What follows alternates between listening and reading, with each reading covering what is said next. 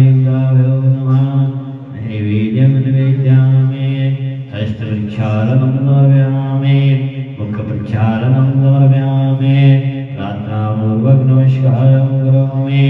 Shri सच्चिदानंद सद्गुरु